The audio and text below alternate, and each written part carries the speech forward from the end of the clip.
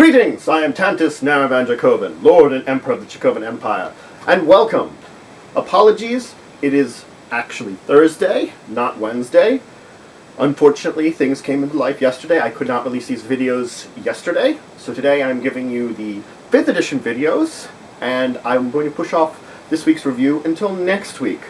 I have a book that I really enjoy, that I'm hoping you guys will enjoy, that I'm going to share with you. Yes, a book.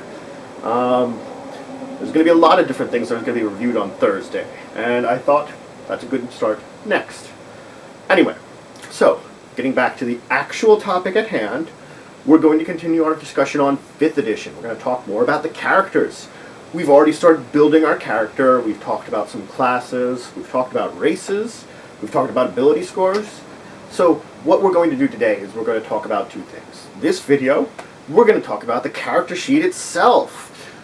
Because I've talked about the character sheet for Pathfinder, I thought, why don't I start with that there? And then I will get into races in our next video, which I'm actually planning on breaking apart into a couple of videos. I'll explain that next time. Anyway, so for this one, the character sheet. So, already we've talked about the ability scores on the one side of it, but what else is here? Well, the next thing I'm going to talk about is this stuff up at the top here. We're going to kind of go down on the side here. We have inspiration and proficiencies bonus. What's inspiration? That's hard to get into. Inspiration is a point that you can earn from your GM, which gives you bonuses when you use it. It's like a special thing that when you earn it, you can either spend it on yourself or an ally to give them bonuses to a roll. I will go into depth about it later, but just know that that's something that when you earn it, your GM is going to let you know. It's not something you earn easily in game. Proficiency. Ooh. Proficiency is the bread and butter of 5th edition. You can do anything. You can do any attack with any weapon, use any skill, use any save in 5th edition.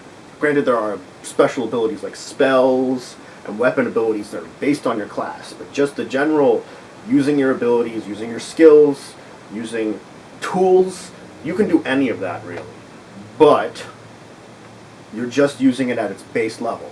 Proficiency is a bonus that your class, your race, your background tells you.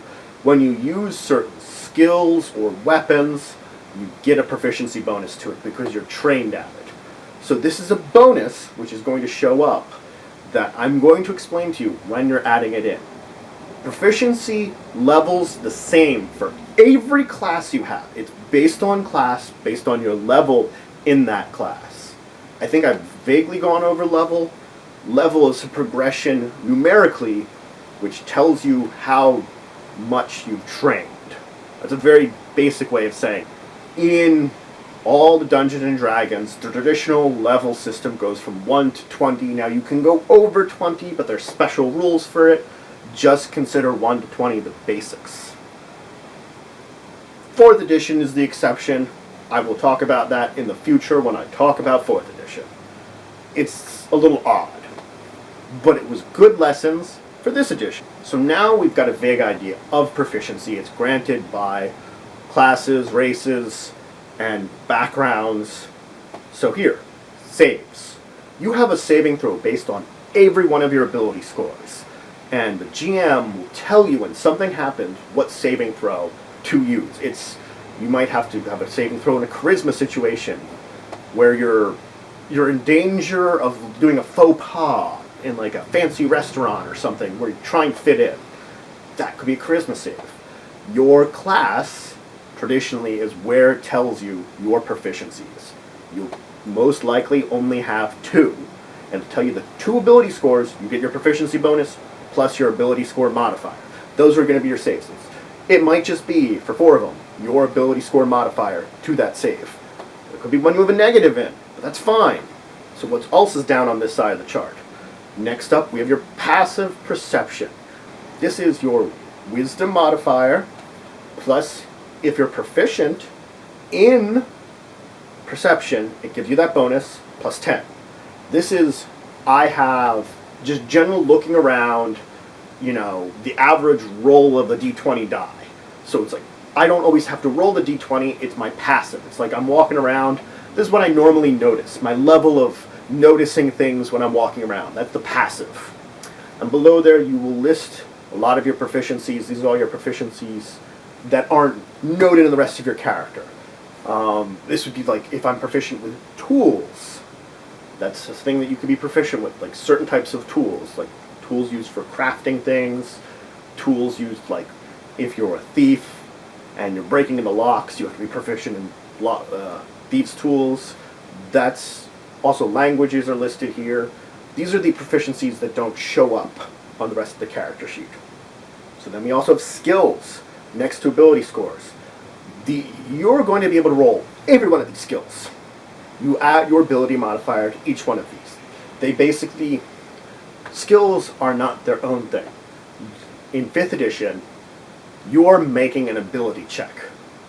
It's instead of perception, you're making a wisdom check, and that's your perception. It's just a wisdom check. But if you're proficient in perception, then it is a perception wisdom check. It's a more exact version of that wisdom check. It's just that certain people will get bonuses to perception, other people's are just making the basic wisdom check, and that's what the skills are. The skills are more exact versions of your abilities which you're making checks for. It's different thematically than what, say, Pathfinder would be. And the proficiencies and skills are again determined by your class. Background gives them occasionally, and some races could have the option to do it too. So proficiency skills, you can get them from a lot of sources. So now we have your AC. I've mentioned it's armor class, how difficult you are to hit. It's the difficulty someone has to hit you. As simple as that. You're not going to have a huge AC. You're going to have your armor. It's 10 plus any armor you're wearing, plus your dex, plus any miscellaneous modifiers your race, your class can give you. Alright, then we have your initiative. This is a number, usually just your dex modifier. You can get other bonuses to it again, that when we're in combat, you roll initiative, and everybody rolls it, and then you arrange the combat in order from highest initiative to lowest, and that's how you determine who's going first, who's going last. So now up we have hit points. Now we talk about your total hit points, your current hit points. This is how much damage you can take. Damage is dealt in numerical based on dice and bonuses. Hit points tells you this is the amount of damage I can take from enemies before I go unconscious, which is something down here too. Death saves. When you go to 0, you can't go below 0 in 5th edition.